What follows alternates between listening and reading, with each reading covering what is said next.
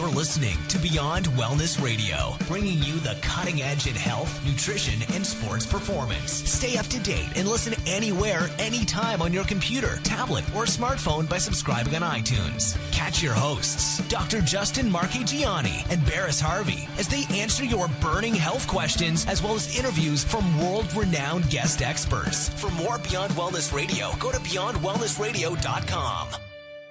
Thank you guys for tuning in to another episode of Beyond Wellness Radio. Today we have an awesome podcast for you guys all about blood sugar regulation. There's been a lot of increasing population of type 1 and type 2 diabetes, and there are more other issues with blood sugar. So we wanted to go ahead and combat that as much as we possibly can. So first of all, how's it going today, Dr. Justin? Barris, it's going great. How are you doing today? I'm doing very well. It's bright and early over here in Santa Cruz. It's not as sunny as it usually is, but, you know, I feel great. That's good. And by the way, what did you have for breakfast this morning? How am I keeping my blood sugar regulated, right? Yes. I actually didn't eat anything this morning. I was going to wake up at 5 for a workout. Woke up in the middle of the night for a little bit, so they kind of threw that off. So just basically rolled out of bed, brushed my teeth, and got ready for this podcast. What about yourself? Great. I actually got up. I had about 30 grams of grass-fed whey protein with about 20 grams of collagen. I did a 5-minute Tabata workout, a little interval burst training, and then I went and had 3 raw eggs and some coffee, some MCT oil, and some grass-fed butter in it, all blended together. Sounds delicious. Really good. Did you put any chocolate in there or something sweet in? I put a little bit of vanilla powder in there. Okay, there we go. Yeah. Yes, some of Dave Asprey's upgraded vanilla. That's the way to do it. Now I have one question for you, and this is the awesome part. How many dishes did you have to clean? None, just a little shaker cup, and that was it. That sounds beautiful. I love it. hate it. So let me put the onus on you and ask, what is healthy blood sugar? And what is the mechanisms behind blood sugar regulation? So you can answer both of those questions. Perfect. So just looking at it from a laboratory range, conventional medicine kind of looks at it as typically between 70 and 110, or I'd say even 105 these days. We're outside of the 105, 110. They call that metabolic syndrome, if you will. Mm-hmm. And if you go below that 70 or so, it's considered hypoglycemia. Now, in functional medicine world, we use more sensitive ranges because we want to pick things up before there's a problem. And there's a lot of research that blood sugar over 100 is starting to become a problem. So, Mm-hmm. And then blood sugar, in my opinion, as it starts going below 80, it's potential hypoglycemia. And we'll talk about the two kinds of blood sugar patients. But those are our key issues. We have the high side and we have the low side. And when we talk about blood sugar regulation, prehistorically or just evolution, we were around lots of famines and fasting periods where food was scarce. So if you look at all the hormones we have a lot of hormones that actually bring blood sugar up. We have cortisol, we have norepinephrine, epinephrine, somatostatin, we have glucagon, we have potentially thyroid hormone, growth hormone, IGF-1. So lots of hormones actually bring blood sugar up, and we only actually have one hormone that really brings blood sugar down, and that's insulin. And the problem with that is, as we've gotten overexposed to sugar, and sugar is the main stimulator, or carbohydrates the main stimulator of insulin, we develop insulin resistance. So that's kind of a big word. What does that mean? Well, if any rebels in the crowd here think back to their youth, maybe they did a little ding-dong ditch on their neighbor next door, and they went up and rang their doorbell. What you may find is the neighbor opens the door once, looks around, those next door kids, punks, whatever, close the door, you go back up, you knock on the door again, they open up, or maybe they don't even open up this time because they know that kids are playing tricks on them, so they're not going to waste their time. And the same thing with blood sugar stability is your receptor, your cell, doesn't open up and take the blood sugar into the cell to use it for fuel. So all of that blood sugar sits in the bloodstream and accumulates and accumulates and accumulates. And again, here's a question that most people just aren't aware of. Barris, do you know how many teaspoons of sugar are actually in your bloodstream right now or at a healthy level? I'm guessing about one. 1 teaspoon of sugar. So not much. So next time you put like 3, 4, 5 teaspoons in your coffee or your drink, not you, but maybe people listening. Our listeners are pretty smart, so maybe they're not even in that area. Or you go look at like, the average Coke, which has 30 or 40 grams, which is about 8 or 9 or 10 tablespoons, you'll think that, wow, like you're really putting a lot of stress on your liver, because your liver has to soak that up, and then your pancreas has to push out a whole bunch of insulin. So it's really, really stressful on your body. And that kind of flies in the face of conventional wisdom, as we kind of have to do this self-regulation of our blood sugar. We're told that, we need to make sure that we're eating complex carbohydrates, right? Every, 3 to 4 hours. And if we only have a teaspoon of sugar in our blood, then our body has the ability to basically hold on to whatever carbohydrate meal we have, or eat other carbs if it or turn it into glucose if it has to. Exactly. We have other mechanisms of stabilizing blood sugar. We can use ketones, which come from fatty acids. We can use a process called gluconeogenesis. Big word, you break it down. Glucose new forming. So it's basically forming new glucose from protein. So we can actually take protein and break it up into glucose. So we have to make sure we're eating enough protein. If not, that protein comes from our muscle, not our diet. But a couple of those mechanisms, though, they actually can be a little bit stressful on the adrenal glands. So you can go into ketosis by just going really low carb and having a good high fat diet. That's a great way of going into ketosis. So you at least have enough fatty acids for your brain and for metabolism, and you have enough protein in the diet, so you're not catabolizing your muscle. But at the same standpoint, some people, especially people that have fried adrenal glands, gluconeogenesis, or forming glucose from protein, is actually cortisol dependent. So we need that hormone cortisol. So if you're adrenally fatigued, potentially going super low carb for a long period of time may not be the best for you. You may be better cycling in and out, or it may not be the best for you to be doing intermittent fasting routinely, or saving that intermittent fasting for less stressful days, because we need stress hormones to actually go into this modified type of fasting. Even though you're not fasting, because food's coming in, your body thinks you're fasting and will be breaking down amino acids. We just want to make sure it's coming from your diet and not your muscle. Yeah, perfect. Okay, so we talked about a little bit about gluconeogenesis, about how our body can make sugar from other things like proteins, and how that can be stressful if you're not up to top, health or top shape. Could we talk about a little bit about like the post meal?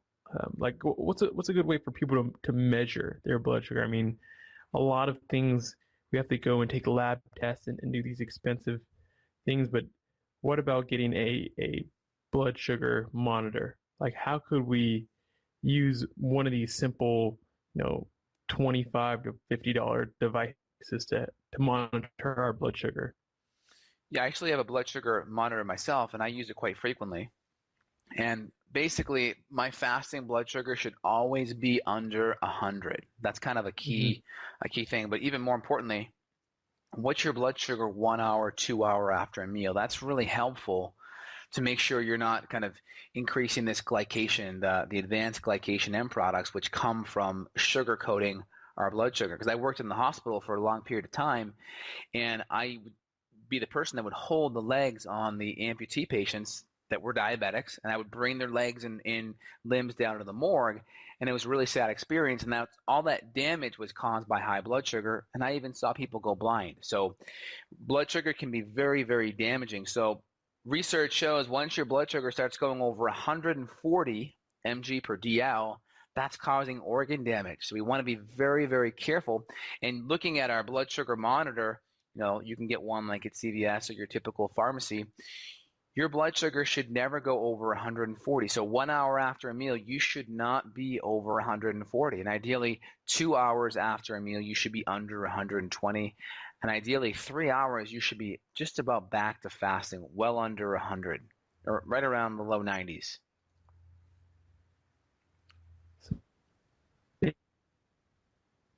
40 that immediately. Say that one more time for me, Barris. Yeah. So you said immediately after or 1 hour after your blood sugar should be under 140?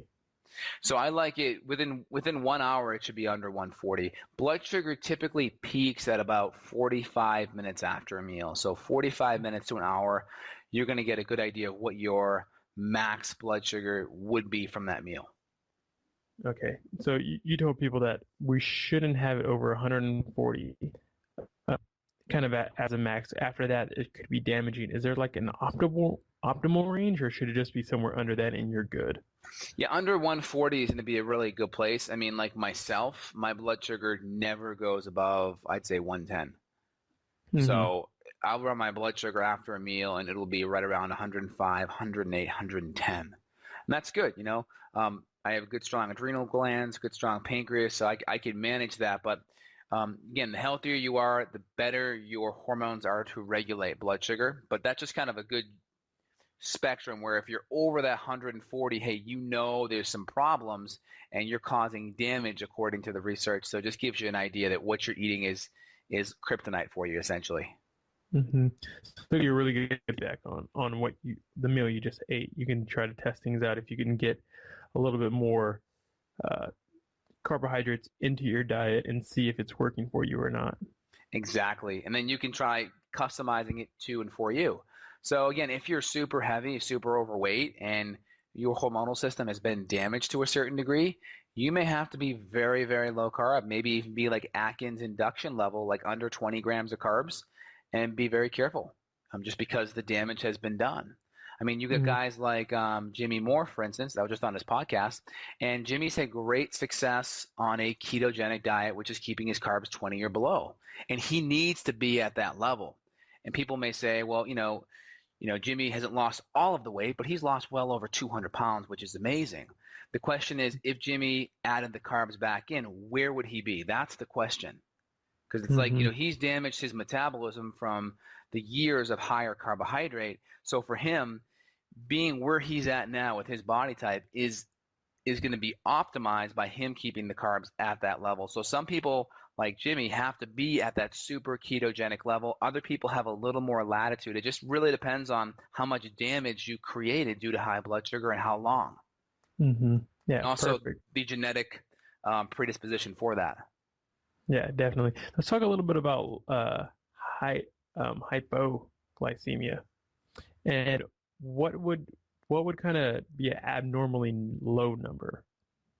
So I like when people start going beneath 80, that's starting to become a problem for me. You know, we start seeing mid 70s, that starts to become a problem. And, you know, I'll typically have patients test their blood sugar throughout the day, and you can kind of do a nice little symptom questionnaire too. If we start seeing sweet cravings, anxiety, jitteriness, those are like strong adrenal symptoms where low blood sugar is there. And people that tend to be on the hypoglycemic side, the chronic hypoglycemia, they tend to be more insulin sensitive, meaning they don't get that numbness effect. So when they eat a whole bunch of blood sugar, or sugar I should say, and that converts to blood sugar, they develop this phenomenon known as reactive hypoglycemia. Reactive meaning the pancreas reacts by producing a whole bunch of insulin, which drops that blood sugar too low. So your typical person that has insulin resistance, their pancreas wouldn't be, or the pancreas may react with a whole bunch of insulin, but the cells are numb to it, so it wouldn't be able to bring it down. But these people, their cells are more sensitive, so when that pancreas responds, it just drops that blood sugar like a roller coaster ride. And most people, it's not as steady. Yeah, so most people start off with that reactive type of thing, and eventually they don't have the dip anymore and it just stays high. Others, due to genetic predisposition, their cells are just more sensitive and it just drops right down. And that actually predisposes lots of women to PCOS. I mean, we have two kinds of PCOS patients. They all have to do with blood sugar. We have the ones that are overweight. Those are the insulin-resistant ones, the high blood sugar.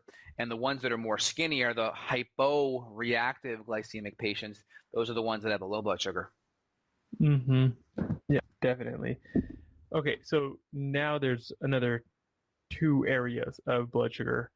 Again, so there's the type 2 diabetics, more the onset, and then the type 1.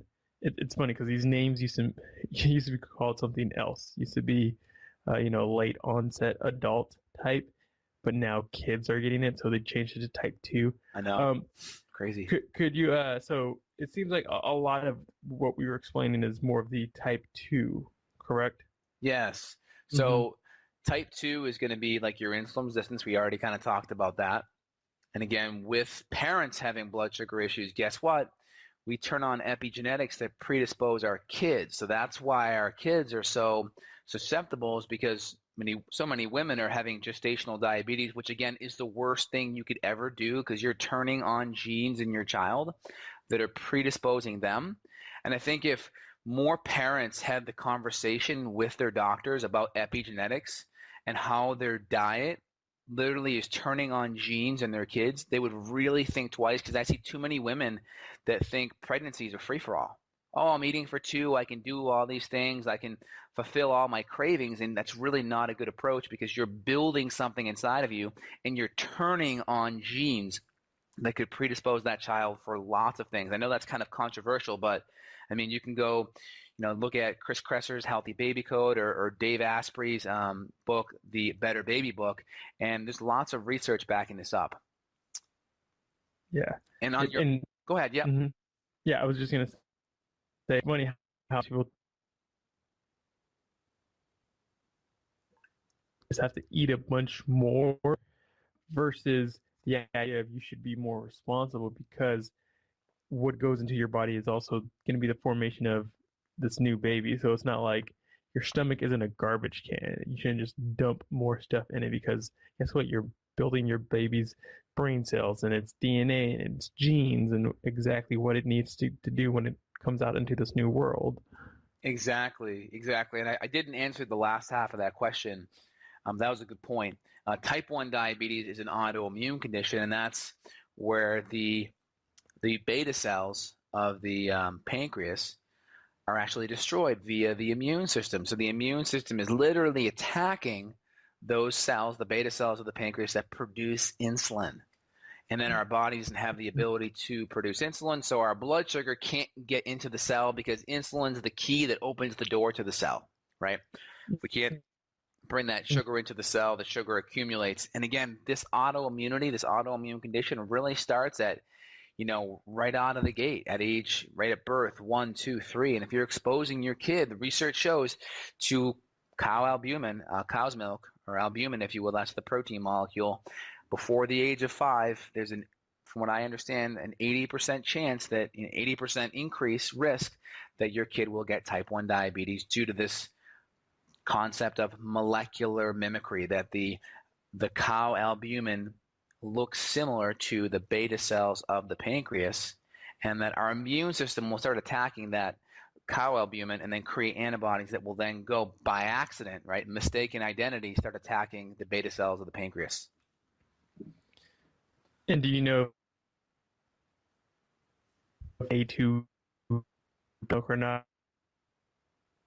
People that grew up on farms that are like really strong and fit and healthy and probably drink milk at a young age.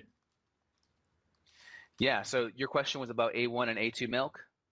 Yeah, I'm just wondering if that had anything to do with it, or if if the type of milk made a difference. Yeah, the type of milk does make a difference. I mean, you have like raw milk, etc. All those things are really important. But I would even suggest cutting out all milk and just do breast milk, at least for the first year to potentially even 2 years, depending on what the woman's responsibilities at work and the household. But ideally, at least 1 year would be ideal, and just having that high quality breast milk and nothing else. And again, if you have to make a formula, the second best formula to make outside of human breast milk would be high quality goat's milk. And if you look on the Weston A. Price site, just Google Weston A. Price formula, what you're going to find is combining goat's milk with some liver and some cod liver oil. Like, those things are going to be amazing for your child, and ideally making sure it's raw goat's milk. But yeah, raw milk's going to be better, but still, off the bat, I would still suggest just trying to do only breast milk. Okay, cool. Before we go too Especially, much, go go ahead. I was just saying that if you have autoimmune conditions in your family, if you have people with conditions like Hashimoto's or other things around in the family, I would totally avoid cow's milk like the plague, even raw milk off the bat, just in case. Yeah, better to be safe than sorry. So, back on to the type 1 diabetes, are these people basically doomed and they just kind of need that medical intervention? Or are there ways that they can at least improve their condition so that way they will be a little bit less dependent on their insulin from a external source? Yeah, so we have type 1 diabetics that, they were diagnosed typically between age 10 and 15 because of that autoimmune condition that really happens around like 2 or 3, it kind of starts. So if the immune system's gotten wound up and has essentially, beaten up the pancreas to the point where it can't produce insulin, yeah, you're probably going to need insulin. The question is now, how much insulin are you going to need? Now, what's kind of put out there by conventional medicine and doctors is that, oh, you can eat whatever you want, just make sure you pump out enough insulin to absorb the carbohydrate you're taking in. So what they're really saying is this: cover up your carbs with insulin. And the problem is insulin in itself is still damaging. High blood sugar is more damaging, but insulin is still damaging. So if you're pumping out a whole bunch of blood sugar, you're still going to be creating some oxidative stress. And if you go into PubMed or go to the Google machine and you type in hyperinsulinism or hyperinsulin, high amounts of insulin, and whatever disease you want, fill in the blank, cancer, heart disease, right, stress, inflammation, autoimmune condition, you're going to see a strong link between high levels of insulin and almost all chronic degenerative disease, because insulin causes cells to grow. So think cancer when you think cell growth. So getting back to your original question, I kind of went off on a little tangent, but if you have type 1 diabetes and you actually need it because there's been destruction of that pancreas and there's not much function left to it, then you're going to have to just get your carbohydrates down as low as possible so you can use the least amount of insulin as possible. So testing your blood sugar, seeing how you respond, finding out how many units of insulin you need per carbohydrate, and just trying to get down the insulin to the lowest amount possible, per the highest amount of carbohydrate. So some people start at like 1 unit per 10 carbs or 15 carbs or 20 carbs.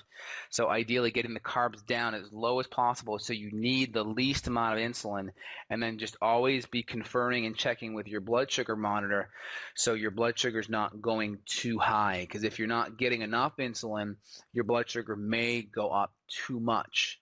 And if you give too much, then you can go into, low blood sugar, which can cause even more problems with that. So just keep an eye on your blood sugar and try to go good quality fats, good quality proteins, low carb, and try to use the least amount of insulin, for the amount of carbs you're taking in. And that's only going to be done by keeping the carbs down. But you can also use herbs and nutrients like gymnema, like, alpha lipoic acid, cinnamon, vanadium, a lot of natural compounds, chromium, for instance, that will help with blood sugar stability. So if you add that on board too with the insulin, you may be able to lower your insulin. So, you need less amount of insulin per carbohydrate, which is where you want to be, but always default to your blood sugar. Always be testing the blood sugar. Test, never guess. Yeah, definitely. So just taking some of these GTF, these glucose tolerance factor kind of nutraceuticals can be beneficial, kind of like you said, the chromium, the cinnamon, bitter melon, those kind of things. One thing, this is a total tangent, but I thought the story just sounded perfect. I was training with my bodybuilder friend, and he was actually my mentor, and he was telling me about, because he has even more bodybuilding friends, but he's all natural. He had a friend that after their super intense leg workout, the guy would go out into the car and drink an entire bottle of Sprite, a 2 liter, and then inject himself with insulin to get those sugars into the muscle cells. So that's just an idea of the mechanisms behind it, because the original biohackers were the bodybuilders, and that was like super duper. That's probably more dangerous than just taking steroids. Yeah, I agree. I've known people that have actually done that myself, where they use insulin because insulin's very anabolic. It brings things into the cell. The only problem is if you just give yourself just a little bit too much insulin, you're going to go into a hypoglycemic shock. And if you're by yourself, you can literally pass out, go into a coma because your blood sugar has gotten too low. So very, very, very dangerous. I do not recommend that. I mean, at least with steroids, there's some, ramifications there, but you're not going to just go out into a low blood sugar, potential diabetic or, hypoglycemic coma like you would there. So you got to be careful with that. Yeah, definitely not a recommendation at all. No, not a recommendation. Story. In fact, the precursor to that story was somebody telling me that of an experience that's worse than taking steroids is basically what he was saying. Like he's like, I know people that do things that are even worse than that, and that was the example. So super dangerous. Nobody do that. Yeah, and I know people that have been diabetics, and the problem with being a diabetic type 1, for instance, is they can be skinny. And why? Because they can control how much insulin's in their body. So I've known people, and if you go look and just Google like type 1 diabetics in the early 1900s and 1920s and stuff before insulin was created, they literally look like concentration camp victims because insulin is needed to bring fuel into the cell. So if we don't have insulin, all that stuff stays in our bloodstream and never gets into the cell. So the problem with that is it'll actually go into the urine too. People used to test and used to diagnose diabetes because they would literally drink their urine and it would taste sweet. That's why diabetes was diabetes mellitus, for instance, which basically means sweet urine, if I understand that correctly. So I've known people that they wouldn't give themselves the right amount of insulin because they knew if they started giving themselves more insulin, they would actually get bigger and bigger and bigger because that would suck the sugar from the bloodstream into the cell. So they would eat a whole bunch of junk and they'd stay super lean and ripped up, but then you'd look at their blood sugar and they're like at 250, 280, and it's like, hey man, if you keep that up, you're going to have, gangrene in those legs. You're going to start having eye problems, double vision, all kinds of other eye issues because of the capillaries get affected by all the glycation end products. So you can play that game as a type 1 diabetic for a little while when you're young, but it comes back with a vengeance later on. All that sugar just bouncing around in the bloodstreams is not the best idea. Yeah, and then we can do tests like hemoglobin A1C, which will actually measure how much that sugar is coated. So there's a specific hemoglobin, the C portion of it. So hemoglobin carries oxygen and stuff. We have our red blood cell attached to that's a hemoglobin molecule. We have the C branch of that hemoglobin, which gets coated with sugar. And so the longer that the more sugar in our bloodstream, the thicker that coat on the outside of the wall the hemoglobin gets. And we can actually measure that. And what you'll find in some of these type 1 diabetics that haven't been managing their blood sugar properly, we'll see their hemoglobin A1C through the roof, which just means that blood sugar has been coating all of that protein and creating all kinds of ages, which literally age you and then kind of create the free radical magnet, which just allows all those free radicals to come in there and just attack the DNA. And essentially, it's creating an oxidation reaction, which is take a peeled apple, leave it on your counter, it starts to brown. That's oxidation, right? Nail outside in the rain, it rusts. That's oxidation. That same type of reaction is happening inside of you to your blood vessels, to your cells, to your capillaries, and basically aging you faster. Advanced glycation end products ages you. So it kind of fits itself with the acronym there. Can you talk just a little bit, just in case our listeners are unsure about what the measurement of A1C is and then what a good reading would be? So typically A1C, you have 6.1 to 6.4 is your pre-diabetic range. Over 6.4 is kind of your diabetic range. I like the mid to low 5 range. And again, that's just a measurement. Your red blood cell has a hemoglobin attached to it, which carries oxygen. We need oxygen, right? Go back to the science experiment in high school where you take a candle. If you were robbed of that experience, you can feel free and do it at your house. Take a candle, take a glass mason jar so you don't start a fire, and just cover up that candle. What happens is the candle goes out because the candle needs oxygen for that fire to go. So that oxygen is, again, we have the red blood cell, we have the hemoglobin, which carries the oxygen, but it also has that C component that gets blood sugar accumulated. And we can measure that and see how accumulated it's gone, because some people out there can actually make a whole bunch of insulin to keep their blood sugar low. All right. So we may not pick them up on a conventional fasting blood sugar because their blood sugar has dropped down because they have good insulin. But if their blood sugar has been high throughout that period before they fasted, let's say 1, 2, 3 hours after a meal, that can cause that hemoglobin to thicken with blood sugar, and it may show up on a hemoglobin A1C test. We may see it above that 5.96 range, and that's an indicator that maybe blood sugar is a little bit too out of balance. Yeah, definitely. That definitely helps. Okay. Another question now. Now I'm just taking from some of the questions that I got from some clients. But I've had a client tell me that they were told that their doctor thinks that the high blood sugar levels are good enough for diabetics. That's what I have heard before from clients. And you were in kind of the Western medicine for a while there, learning kind of the behind the scenes. Is this the case, and if so, why are they told that it's okay for these other people to have higher blood sugar numbers? Well, I think a lot of people in the conventional medicine field have just dealt with a lot of people that aren't really willing to make changes. So they're just kind of like, hey, this is what you got to do. Just take the insulin, get your blood sugar down. It doesn't really matter how much of what you eat, because they're just looking to manage the condition, like the side effects and all of the sequelae of things that happen to type 1 diabetics. It's just kind of expected to be normal. So they've just kind of written it off that this is how it's going to be for most people.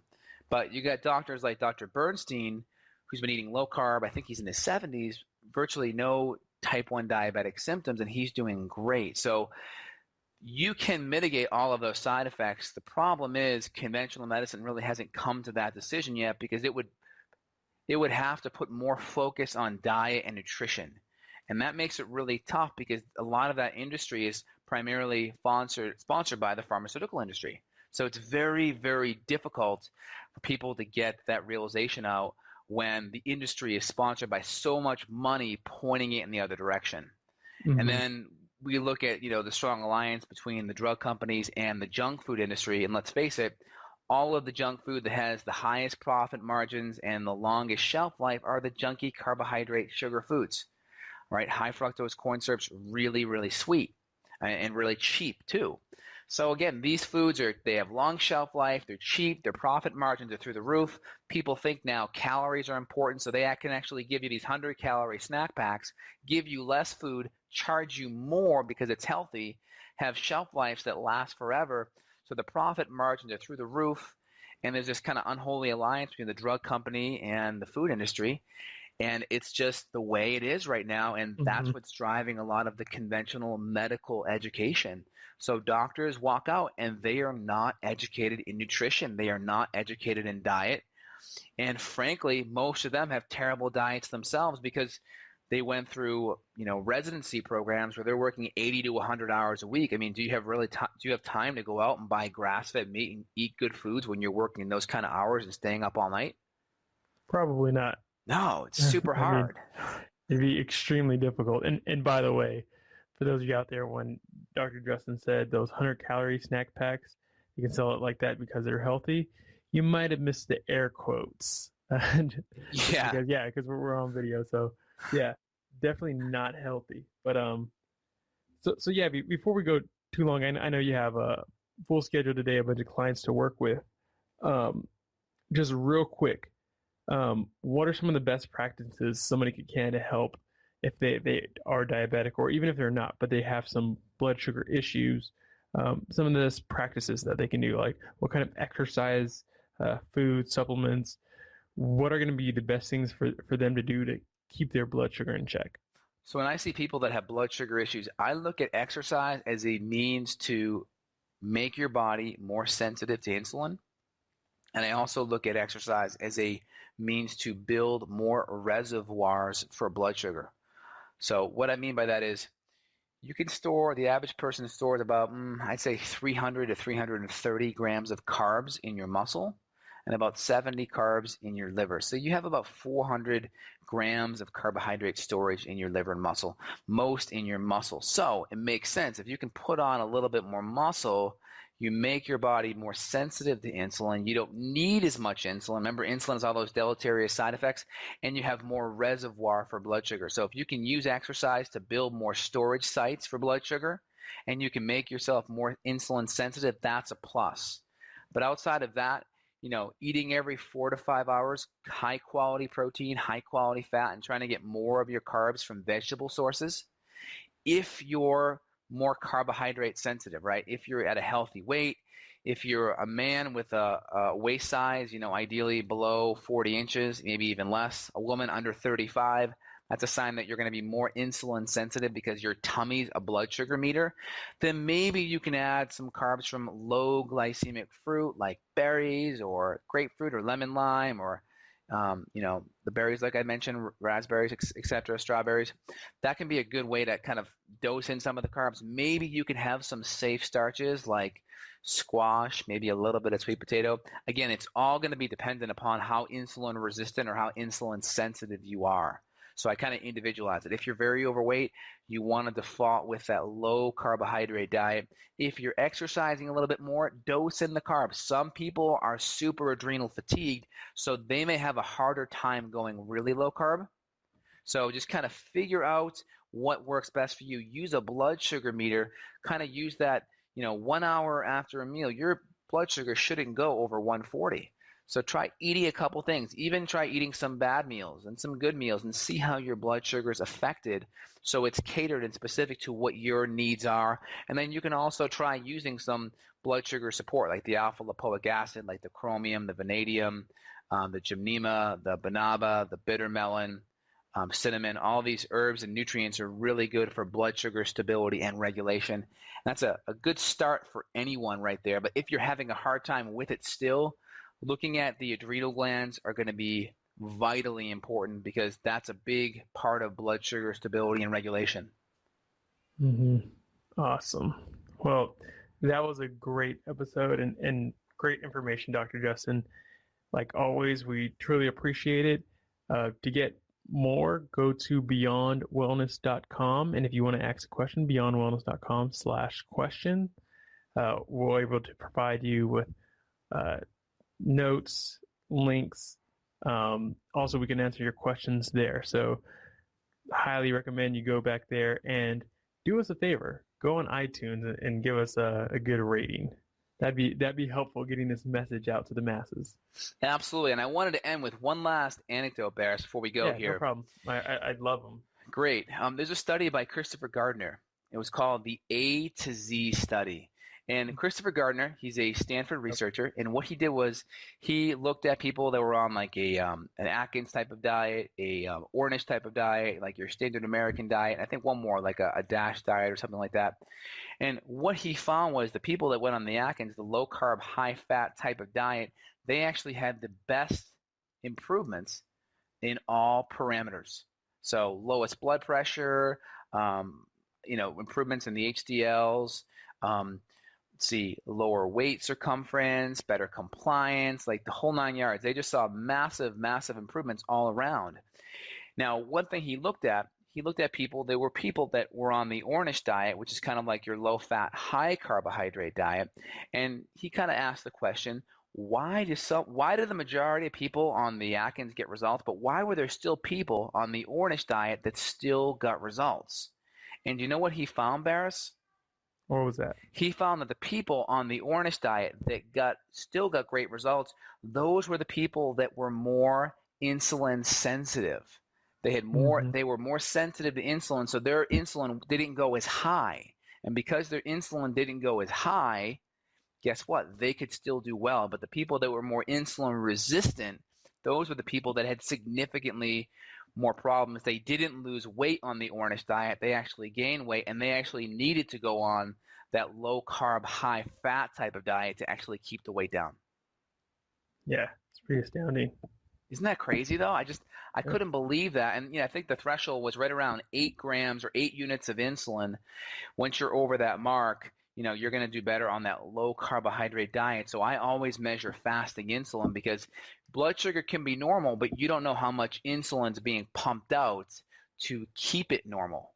And if too much insulin is being pumped out, a lot of that sugar that was there and is now inside the cell may be being shunted towards fat. So we have to be careful with that. Yeah, definitely. Definitely very, very good information. Again, you guys, thank you guys for listening. And for more information, go to beyondwellness.com. Or, I'm sorry, I've thrown it off. beyondwellnessradio.com, should I say. All right, Dr. Justin, you have a good one. You too, Barris. Take care. Okay, bye. Got a question for Dr. J? Go to beyondwellnessradio.com/question. Then tune in to hear the answer. Also, if you like the show, review us on iTunes. For more Beyond Wellness Radio, go to beyondwellnessradio.com.